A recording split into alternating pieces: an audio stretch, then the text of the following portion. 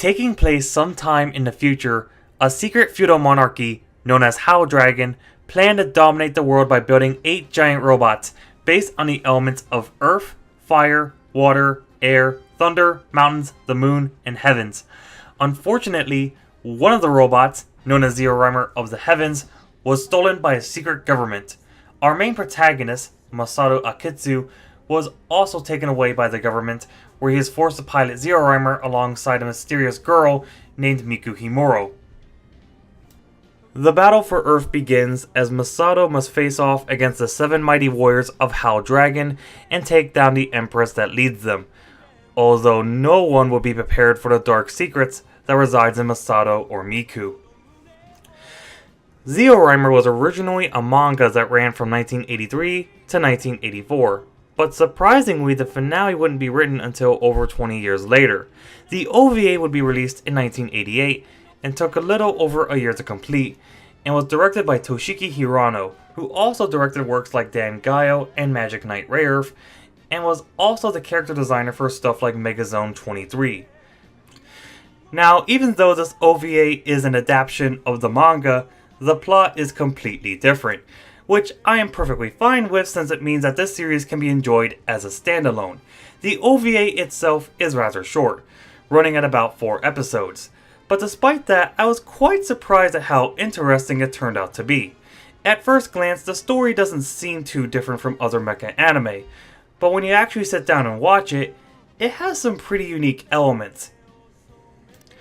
While Masato seems like your typical mecha protagonist at the start, when he actually battles the members of Hao Dragon, a sinister personality takes over him.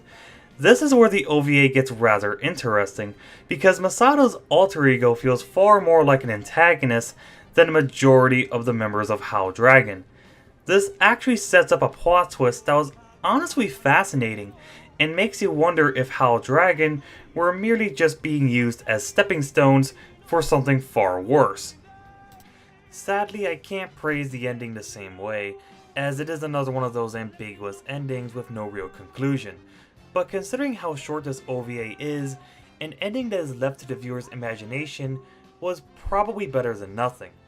Now, regarding the characters of Zeorymer, I will admit that they don't get a lot of development, but you at least get a basic understanding of their motivations.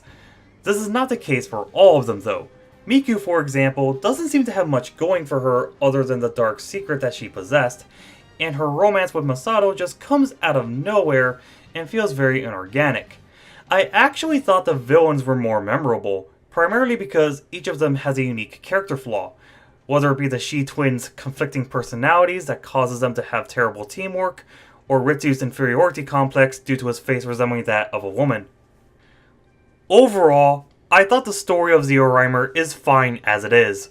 I know some people have issues with the way the story was handled, and I admit it does have quite a few flaws, but I think the positives ultimately outweigh the negatives. Sorry if this segment feels a bit short, but considering the length of the OVA, there is only so much to talk about. The art and animation are pretty good for an OVA from the late 80s, and fits quite well with the tone of the story.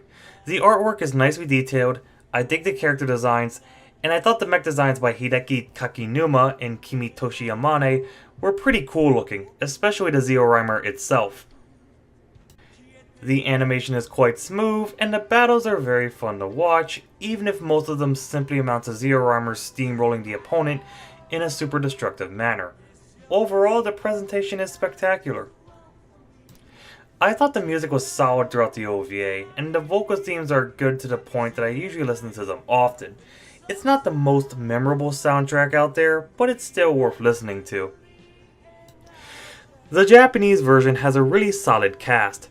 Masato is voiced by Toshihiko Seki. Longtime Gundam fans will recognize him as the voice of Duo from Wing, as well as Rala from Seed. Miku is voiced by the late Chieko Honda. Again, Gundam fans will recognize her as the voice of Puru from Double Zeta. We also have Hirotaka Suzuki as Taiha, Masako Katsuki as Rockfell, and Sho Hayami as Ritsu. Now, there was a dub produced for this OVA, but it was made a long time ago, and thus it has not aged well at all. It does have some noticeable people though, particularly Dan Green and Veronica Taylor, who would go on to voice Yugi from Yu-Gi-Oh! And Ash from Pokemon respectively, which is kind of cool. In the end, Zeorymer is a short yet entertaining OVA, at least for me. Some people do have issues with the series, and yeah, I admit it does have its problems, but I ultimately liked it for what it was. The fights were cool, the music was nice, the plot twist was rather interesting, and while the characters weren't developed all that well, they were unique in their own ways.